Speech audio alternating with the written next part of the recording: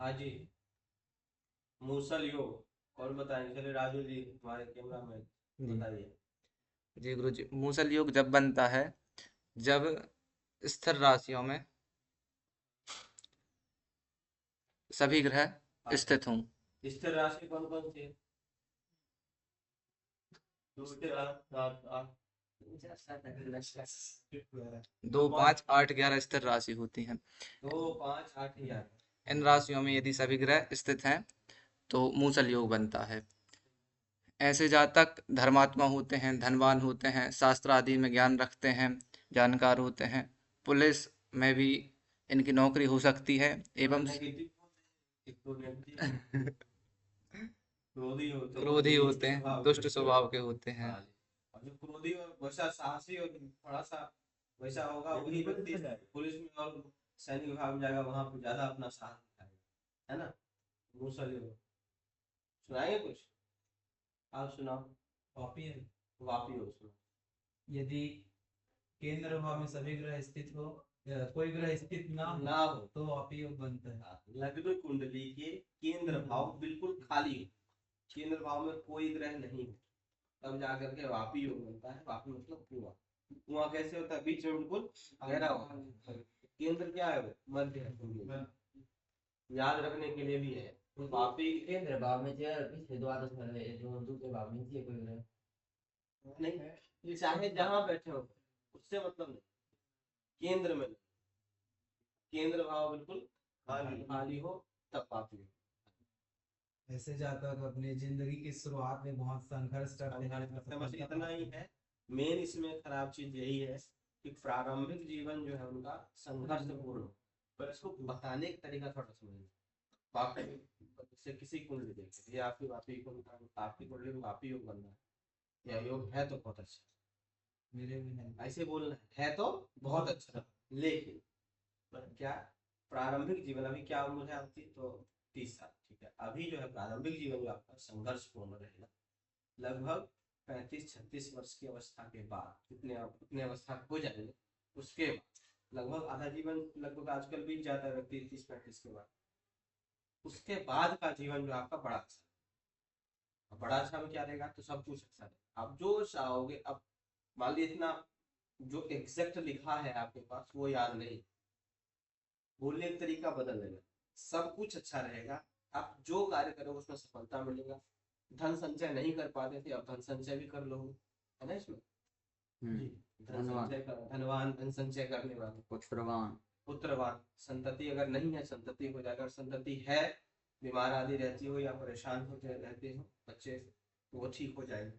मतलब आपका जो उत्तरार्ध जीवन का उत्तरार्ध है वो चकाचक रहने वाला। ऐसे बोल दो अच्छा नहीं है वही मुझसे। अब मैं बोल रहा हूँ, अब आप सुना दे, दोनों बन रहे हैं।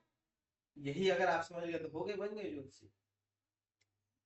कोई भी चीज को कहते हैं प्रेजेंटेशन बताने वाले, किस प्रकार से आप बता रहे हैं वो निर्भर करता है।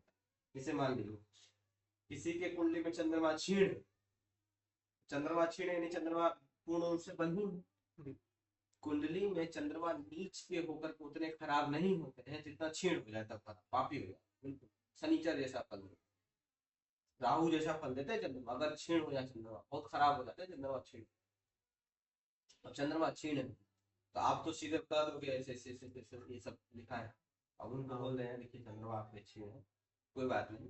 चंद्रमा जो है लगभग क्षीण ही रहता है, क्योंकि वो अमावस्या के 10 दिन आगे, 10 दिन, 5 दिन आगे 5 दिन पीछे, इस 10 दिन के बीच में जिसका जन्म होगा उसका चंद्रमा क्षीण होगा। अमावस्या तिथि के 5 दिन पहले या 5 दिन बाद, यानी शुक्ल पक्ष के पंचमी तक और कृष्ण पक्ष के एकादशी से लेकर के अमावस्या, ये जो समय होता है इस समय चंद्रमा क्षीण होता है, खराब। तो खराब है, क्योंकि भैया आपका चंद्रमा अच्छा नहीं है, क्षीण है।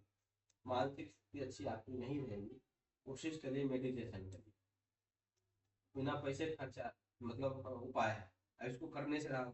मेडिटेशन आप कितना करोगे वो करना। आपको तो सुबह उठा उठा परेशान रहता है, उठ जाओ। उठाने के चक्कर में तो सब गड़बड़ सड़बड़ करने लगे। हम भी कहते हैं ठीक है ठंडी में जाओ जाने, तो मेडिटेशन करिए। अब करेंगे नहीं, तब ये नहीं करेंगे, इससे थोड़ा सा और हर चीज दान करो। अब चंद्रमा एक तो पहले से क्षीण है, समझिए। देखो चंद्रमा आपका पहले से क्षीण है, कमजोर है, दान करके क्या कर सकते हैं आप? सफेद जी का दान करवाते हैं लोग। दान भी हर जगह नहीं किया जाता, लेकिन दान कभी खराब नहीं। दान, ये कई लोग कहते हैं कि अस्त ग्रह का दान नहीं करना चाहिए, हम लोग का मानना है कि दान कभी किसी का खराब, दान आप करो, प्रार्थना करो, पूजा करो, कभी भी खराब नहीं हो सकता। तो चंद्र से संबंधित दान करिए। अब हम जो नेगेटिविटियां हैं चंद्रमा की, वो दान का महत्व यही है कि जिस वस्तु का दान कर रहे हैं वो वस्तु जिस ग्रह का कारक है, जैसे सोने का आपने दान किया, स्वर्ण का दान किया, तो स्वर्ण किस ग्रह का कारक है? मंगल और सूर्य का। तो सूर्य का जो नेगेटिविटी है, पॉजिटिव कुछ नहीं जाएगा। अगर पॉजिटिव दान से जाने लगे तो फिर दान करेगा नहीं आदमी। सामान्य सोचने वाली बात है। लोग कहते हैं अगर आपका सूर्य लग्नेश है, पॉजिटिव है, और सूर्य का आपने दान कर दिया तो वो पॉजिटिव चला, पॉजिटिव जा ही नहीं सकता है। दान का मतलब ही है कि आपके परिवार में, आपके साथ, या आपके पूर्व जन्म में जो कृत्य जितनी नेगेटिविटियां वो सब खत्म हो। दान का मतलब यही है। अब कितना भी कुछ हो जाए, दान का मतलब ये हो ही नहीं सकता है कि ये जो वस्तु जिस ग्रह का कारक है उस ग्रह का पॉजिटिव चीज जा रहा है, नहीं हो सकता। हमेशा दान का मतलब है कि नेगेटिविटी ही ना, दान कर सकते हैं। अगर दान की बात आगे नहीं कर पा रहा है तो लाख 50,000 खर्चा करवा देंगे, चलो चंद्रमा देख करते हैं।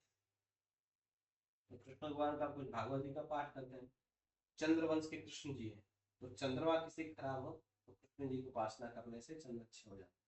बाकी शिव जी के तो हैं सिर पे चंद्रमा, शिव जी की उपासना तो लोग सोमवार करते ही करते हैं, लेकिन शिव जी की उपासना जितना रविवार को अच्छा होता है, सोमवार से ज्यादा अच्छा रविवार, क्योंकि रविवार जो है सूर्य, जितने बड़े उपासक सूर्य शिव के हैं ना, उतने बड़े चंद्रमा नहीं। चंद्रवंश के कौन है हमारे? कृष्ण भगवान की उपासना करना चाहिए अगर चंद्रमा आपके अच्छे लगे। सूर्य अगर खराब है तो शिव जी का भी कर सकते हैं और राम जी का भी, कोई राम सूर्य जो है सूर्यवंशी है ना, तो उनका उपासना पूजा पाठ करिए, भगवान भागवत जी का पाठ करिएगा, अच्छा हो जाए। तो आप किस प्रकार से बोलते हैं चंदन पाठक जी? नहीं, चंदन शर्मा जी, चंदन चंदन क्या नाम है? शर्मा ही है ना? हाँ शर्मा जी।